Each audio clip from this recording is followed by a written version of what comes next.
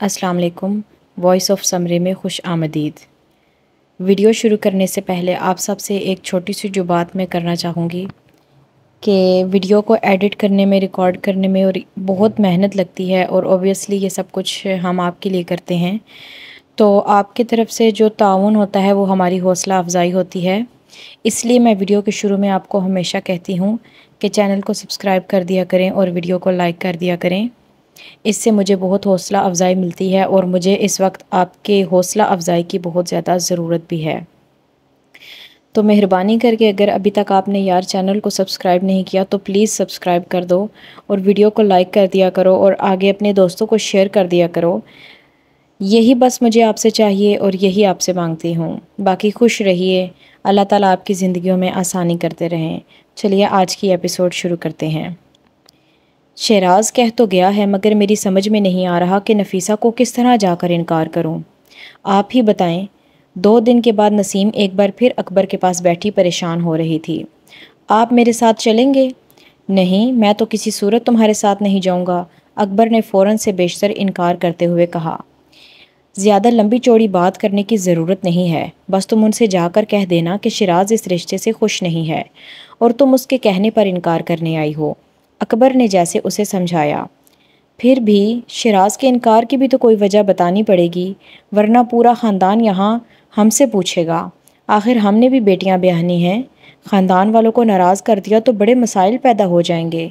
नसीम अब फ़िक्रमंद हो रही थी। हमें ख़ानदान में बेटियां थोड़ी ब्याहनी हैं कि तुम परेशान हो रही हो। शिराज ने तुमसे कह तो दिया था कि तुम अपनी बेटियों के बारे में परेशान ना हो, वो खुद ही कुछ कर लेगा। अकबर का इत्मीनान काबिले दीद था। किस्मत मेरे बेटे का साथ दे रही है तो मैं भी उसका साथ दूंगा, चाहे ख़ानदान वाले जो मर्ज़ी कहें। अकबर ने जैसे फ़ैसला सुनाया और उसने ठीक अंदाज़ा लगाया था, किस्मत वाकई शहराज का साथ दे रही थी। ज़ैनब उस दिन कॉलेज से वापसी पर अपनी गली में दाखिल हुई तो कई माह के बाद उसने एक बार फिर उस लड़के को देखा। बेइख्तियार उसका दिल उछलकर हलक में आ गया था। उस लड़के ने पहले की तरह उस पर जुमले नहीं उछाले थे। वो थोड़ी देर उसके साथ साथ चलता रहा, फिर अचानक उसका रास्ता रोककर खड़ा हो गया। ज़ैनब ने चंद बार आगे जाने की कोशिश की मगर वो हर बार बड़ी ढिठाई से उसके सामने आकर खड़ा हो जाता। खौफ से ज़ैनब की बुरी हालत हो रही थी। उसने कोशिश की कि वो इस लड़के को डांटे या बुरा भला कहे, मगर उसकी आवाज़ ऐन वक्त पर जवाब दे गई थी। उसका जहन बुरी तरह माऊफ हो रहा था। उस लड़के ने अपनी जेब से एक रुक्का निकाला और ज़ैनब की तरफ बढ़ाते हुए बड़ी फर्माबरदारी से कहा, इसे घर जाकर पढ़ लें और फिर मुझे इसका जवाब दे दें। मैं कल यहीं आपका इंतज़ार करूँगा। ज़ैनब ने रुक्का पढ़ने के लिए हाथ नहीं बढ़ाया, बल्कि वो बेइख्तियार चंद कदम पीछे हट गई और उसने अपने दोनों हाथ भी पीछे कर लिए। लड़का चंद कदम आगे बढ़कर शायद दोबारा उसे रुक्का पकड़ाने की कोशिश करना चाहता था, मगर इससे पहले कि वो ऐसी कोई हरकत करता, उसके अकब में कदमों की चाप सुनाई दी। ज़ैनब ने बेइख्तियार किसी के आने की दुआ की और फिर वो उस दुआ के बरवक्त कबूल होने पर बुरी तरह पछताई। वो शिराज था जो उस गली में उस लड़के के अकब में नमूदार हुआ था। ज़ैनब का दिल बेइख्तियार डूबा। लड़के ने घबराहट में वो रुक्का ज़ैनब के पैरों में फेंक दिया और तकरीबन भागता हुआ गली से निकल गया। शिराज, ये लड़का, ज़ैनब ने हकलाते हुए वजाहत देने की कोशिश की। उसकी पेशानी पसीने से तर हो गई थी। शिराज उसकी बात सुनने के बजाय आगे बढ़ा और उसने उसके पैरों में पड़ा वो रुक्का उठा लिया। फिर बेहद सर्द मोहरी से उसे खोलकर पढ़ने लगा। उसने रुक्के को तहरीर पर नज़र दौड़ाने में चंद सेकंड लगाए थे और उसके चेहरे पर उभरने वाली नफ़रत और हकारत को पहचानने में ज़ैनब ने चंद सेकंड भी नहीं। शिराज, ये लड़का मुझे तंग करता है, उसने कहने की कोशिश की और शिराज ने एक लम्हे के लिए भी उसकी बात सुनने की जहमत नहीं की। रुक्का हाथ में लिए वो तेज़ रफ्तारी से आगे बढ़ गया। ज़ैनब फक चेहरे के साथ उसे जाता देखती रही। वो गली न होती तो शायद वो भागते हुए उसके पीछे जाती, उससे माफ़ी मांगती, उसे मनाने की कोशिश करती। वो हमेशा की तरह उसके नाराज़ होने पर उसे इसी तरह मिन्नत समाजत करके मनाया करती थी, मगर आज वो इतनी परेशान हो गई थी कि कुछ समझ ही नहीं सकी। शिराज जब गली का मोड़ मुड़ चुका था तो ज़ैनब बेहद तेज़ी से तकरीबन घर भागते हुए घर की तरफ बढ़ी। दरवाज़ा नफीसा ने खोला और ज़ैनब की हालत देखकर वो घबरा गई थी। तुम्हें क्या हुआ है? زینب نے کچھ کہنے کی بجائے یکدم نفیسہ کے ساتھ لپٹ کر رونا شروع کر دیا۔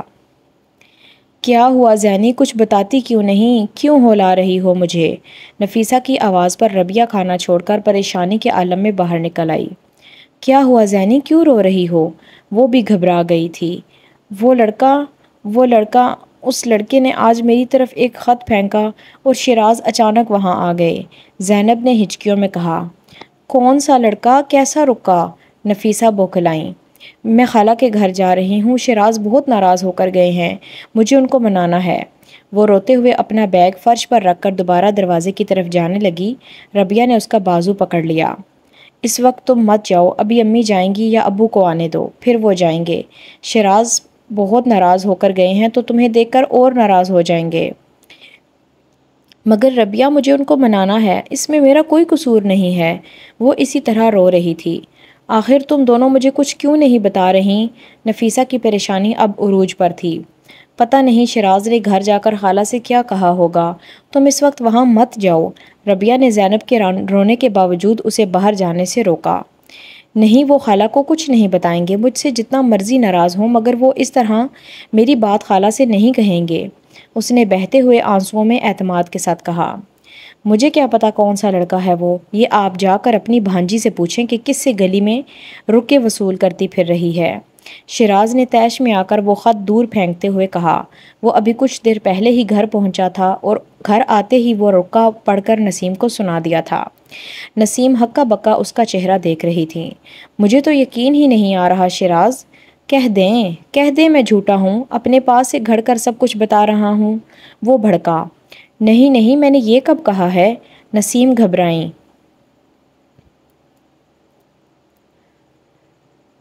نہیں، کہہ دیں آپ، یہ بھی آپ کی وجہ سے ہی یہ مصیبت میرے گلے پڑی ہے۔ میں اسے کیا سمجھتی تھی اور یہ کیا نکلی؟ تم ٹھیک کہتے ہو، کوئی بات ہو تبھی لڑکے پیچھے آتے ہیں، یوں ہی راہ چلتے کوئی رکا تھوڑی پکڑا جاتا ہے۔ نسیم نے بالآخر جیسے شیراز کی بات پر یقین کرتے ہوئے کہا۔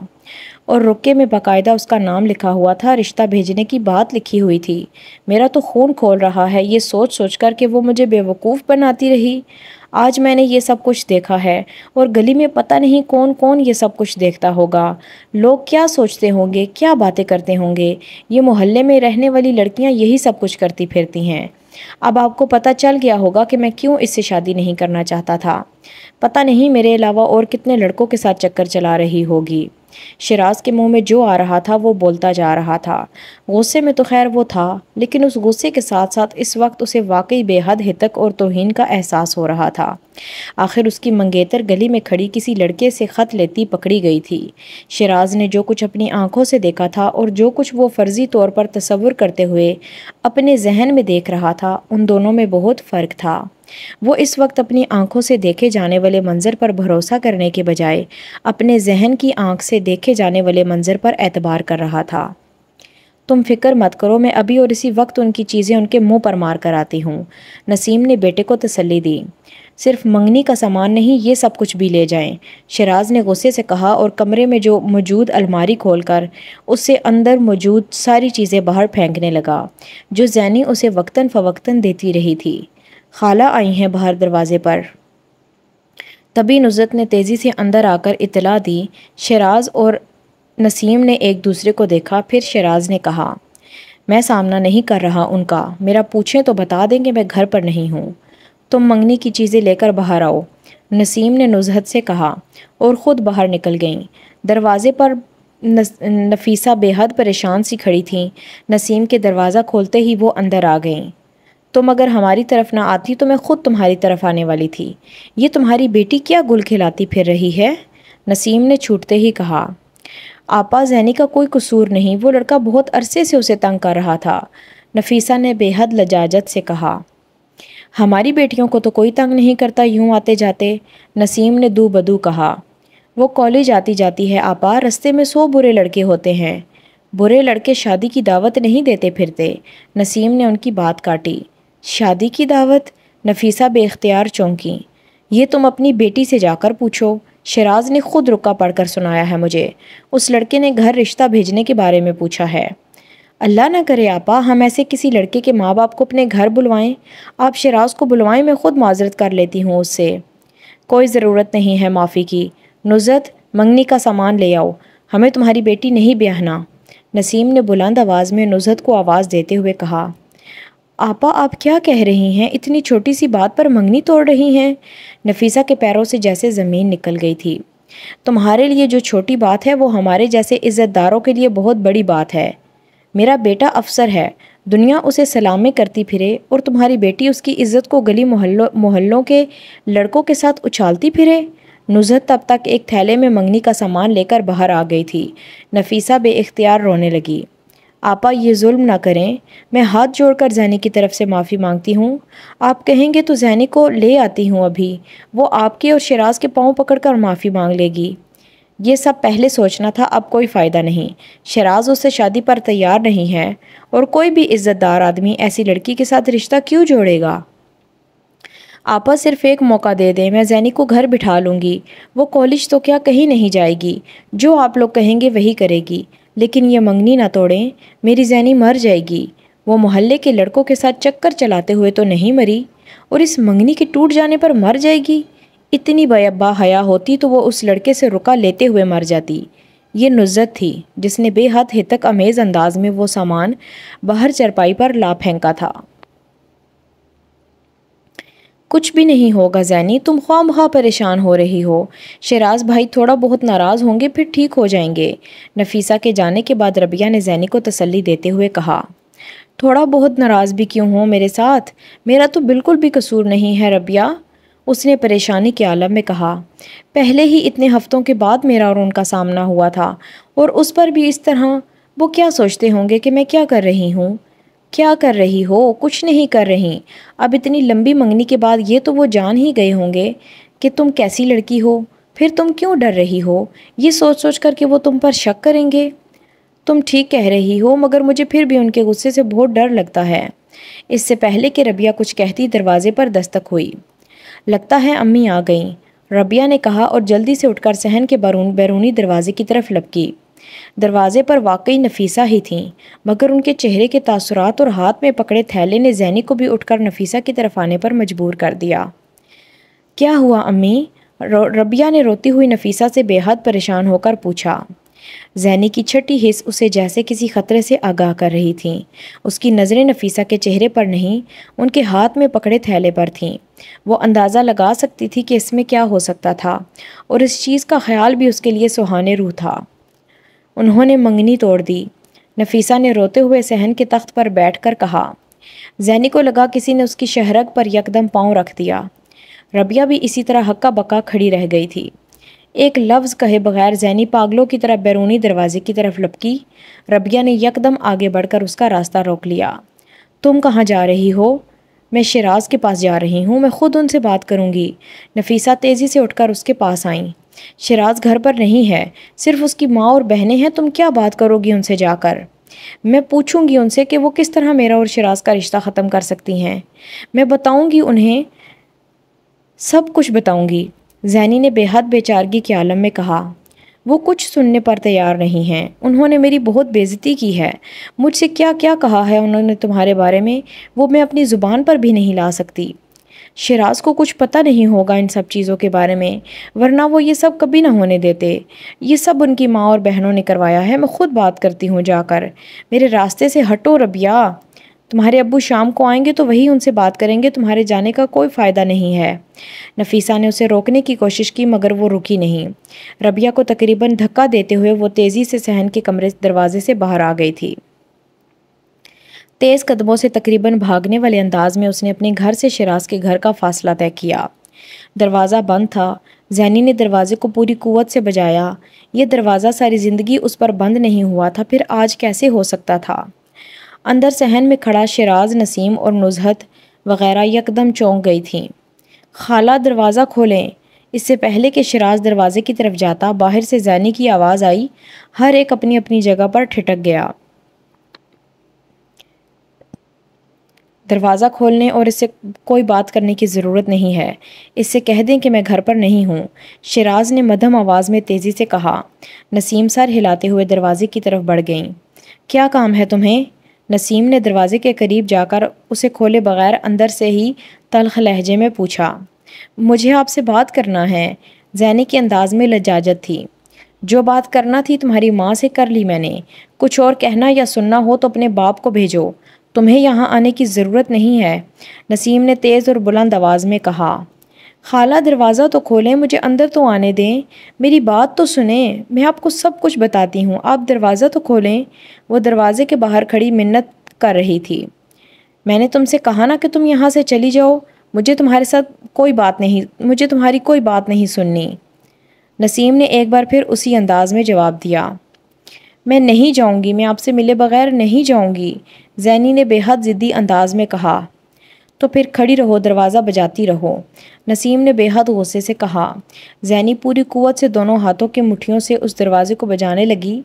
ذلت یہ بھی ہوتی ہے، وہ اب جان رہی تھی، اور یہ کبھی ایک جگہ سے یا ایک ہی انداز میں نہیں ملتی، اسے یہ بھی پتہ چل گیا تھا۔ وہ تب تک دروازہ بجاتی رہی جب تک گلی کے دوسرے گھروں سے لوگ باہر نہیں نکلنے لگے، اور شاید ابھی نہ جانے کب تک دروازہ بجاتی رہتی اگر ربیہ اور نفیسہ زبردستی اسے آ کر وہاں سے نہ لے جاتے۔ جو بات شاید اگلے چند دنوں میں محلے والوں کو پتہ چلنی تھی، وہ چند منٹوں میں پتہ چل گئی تھی۔ زینی پر شیراز کے گھر کا دروازہ بند ہونا کسی بم دھماکے سے کم نہیں تھا۔ سارا قصور تمہارا ہے، تم ہی نے اتنی چھوٹ دے رکھی تھی اپنی بیٹی کو۔ اکبر اب ضیاء پر برس رہے تھے۔ ضیاء تھوڑی دیر پہلے ہی آفس سے گھر آئے تھے اور گھر پہنچتے ہی انہیں یہ خبر مل گئی تھی۔ وہ اسی طرح الٹے قدموں اکبر کے گھر چلے آئے تھے۔ وہ شیراز سے خود ملنا چاہتے تھے، مگر اکبر اور نسیم دونوں نے یہی ظاہر کیا تھا کہ شیراز وہاں نہیں ہے، جبکہ شیراز دوسرے کمرے میں موجود ماں باپ اور ضیاء کے درمیان ہونے والی گفتگو سن رہا تھا۔ سو لیکچر دیتے تھے مجھے اخلاقیات اور ایمانداری پر، اپنی بیٹی کو دینا کیوں بھول گئے؟ اکبر کو پرانی بڑھاس نکالنے کا موقع مل رہا تھا۔ اکبر بھائی، میں قسم کھانے کو تیار ہوں کہ زینی کی کوئی غلطی نہیں ہے، اس کا قصور ہوتا تو میں کبھی آپ کے پاس یہاں نہ آتا، ضیاء نے لجاجت سے کہا۔ تمہارا مطلب ہے کہ اس کا کوئی قصور نہیں ہے، ہم جھوٹے ہیں؟ اکبر نے اسی انداز میں کہا۔ زندگی میں پہلی بار انہیں کسی پر برسنے، کسی پر حاکمیت جتانے کا موقع مل رہا تھا، اور وہ بھی اپنے اس چھوٹے بھائی پر جس کی سرکاری نوکری اور عزت سے وہ ہمیشہ خار کھاتے تھے۔ خدا نخواستہ میں ایسا کیوں کہوں گا اکبر بھائی، یہ سب کچھ کسی غلط فہمی کی وجہ سے ہوا ہے، ورنہ آپ تو جانتے ہیں زینی کو، وہ بھلا اس طرح کا کوئی کام کیسے کر سکتی ہے؟ کسی دوسرے کی اولاد کے بھیدوں کو ہم کیسے جان سکتے ہیں؟ نسیم نے بے حد تلخی سے کہا۔ ماں باپ کا تو کام ہی پردے ڈالنا ہوتا ہے، تم اس کی حمایت کر کے کون سا انوکھا کام کر رہے ہو؟ تم اپنے منہ سے یہ کیسے اقرار کرو گے کہ تمہاری بیٹی کا کردار ٹھیک نہیں ہے؟ بھابھی، میری بیٹی کے بارے میں، کردار کے بارے میں ایک لفظ بھی مت کہیے گا۔ ضیاء نسیم کی یہ بات برداشت نہیں کر سکے تھے۔ چلانے کی ضرورت نہیں ہے، تم ہمارے گھر میں بیٹھے ہو، ہم تمہارے گھر نہیں بیٹھے۔ اکبر نے اونچی آواز میں ضیاء سے کہا۔ سارے زمانے کی آوارہ لڑکی میرے بیٹے کے لیے ہی رہ گئی ہے؟ آپ کو رشتہ ختم کرنا ہے کر دیں، لیکن میری بیٹی کے کردار پر کیچڑ اچھالنے کی ضرورت نہیں ہے آپ کو، ضیاء نے یکدم کہا۔ اکبر اور نسیم کی باتیں اور انداز اب ان کے لیے واقعی ناقابل برداشت تھا۔ ارے اچھا ہوا ہمیں یہ سب پہلے پتہ چل گیا، شادی کے بعد پتہ چلتا تو میرے بیٹے کی کتنی بدنامی ہوتی، نسیم نے کہا۔ واقعی بہت اچھا ہوا کہ یہ سب کچھ مجھے بھی پہلے پتہ چل گیا، شادی کے بعد اس طرح کی تہمت آپ میری بیٹی کے دامن پر لگاتے تو میں کیا کرتا؟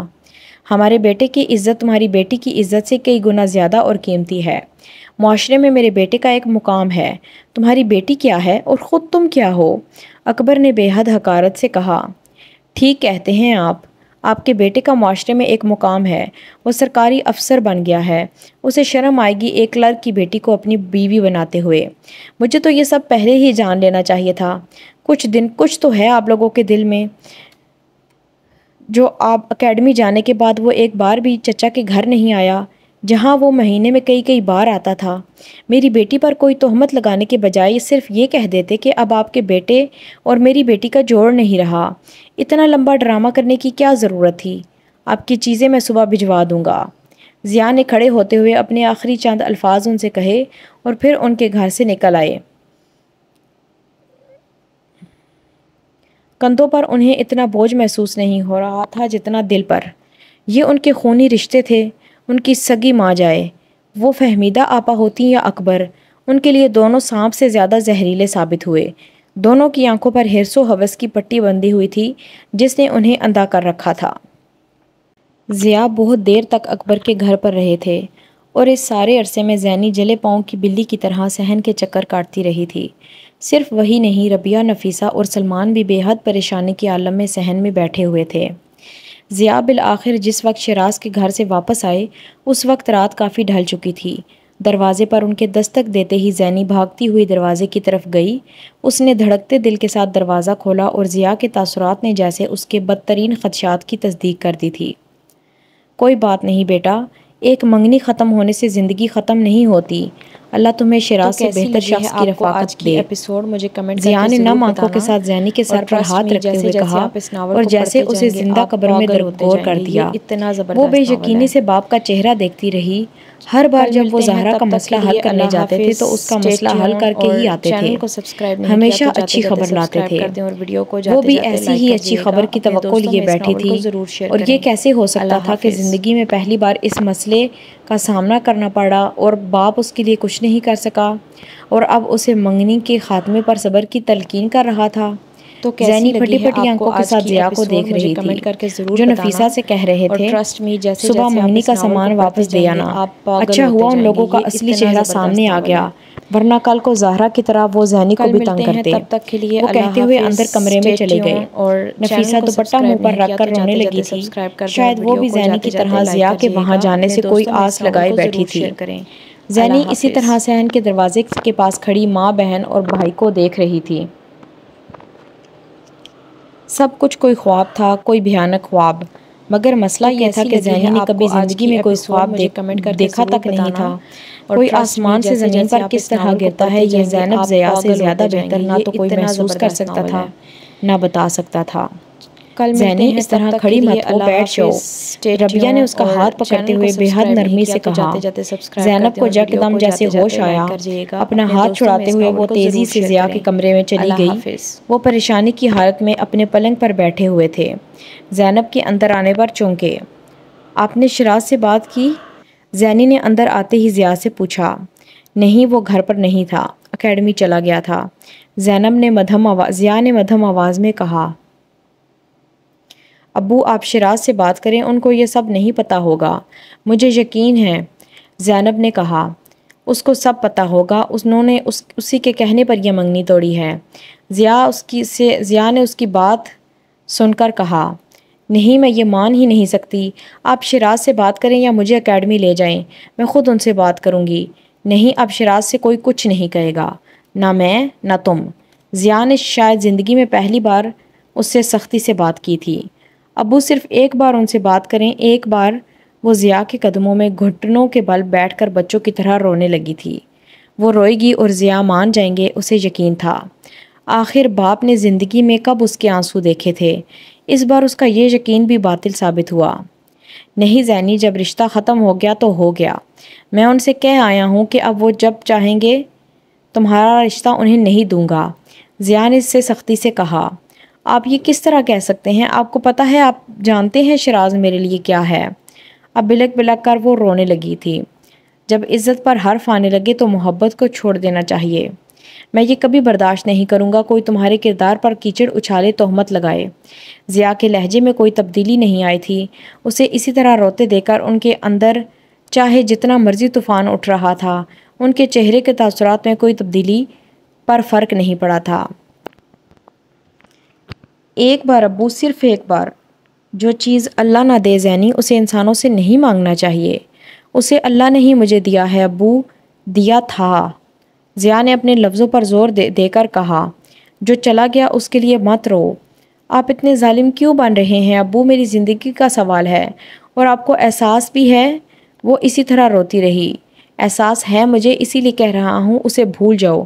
اللہ تمہیں، زینی نے روتے ہوئے کہا۔ زینی نے روتے ہوئے اور ناراضگی سے ان کی بات کاٹ دی۔ نہیں بھول سکتی میں، آپ مجھے اس سے ملنے دیں، تاکہ پہلے انہوں نے تمہارے ماں باپ کی بےزتی کی ہے، اب تمہاری کریں۔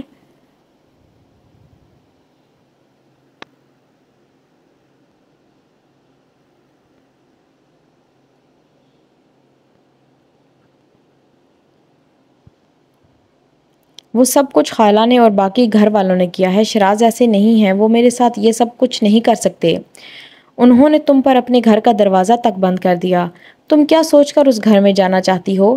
شیراز نے تو دروازہ نہیں بند کیا نا، وہ دروازہ بند کرتے تو ضیاء نے اس کی بات نہیں سنی تھی۔ وہ اپنے دونوں گھٹنوں پر دھرے اس کے ہاتھ ہٹاتے ہوئے اسے اسی طرح چھوڑ کر اٹھ کے باہر چلے گئے تھے۔ یہ آج زینی کے لیے دوسرا بڑا دھچکا تھا۔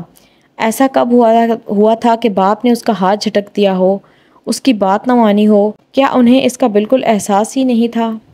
تو کیسی لگی ہے آپ کو آج کی ایپیسوڈ؟ مجھے کمنٹ کر کے ضرور بتانا، اور ٹرسٹ می، جیسے جیسے آپ اس ناول کو پڑھتے جائیں گے آپ پاگل ہوتے جائیں گے، یہ اتنا زبردست ناول ہے۔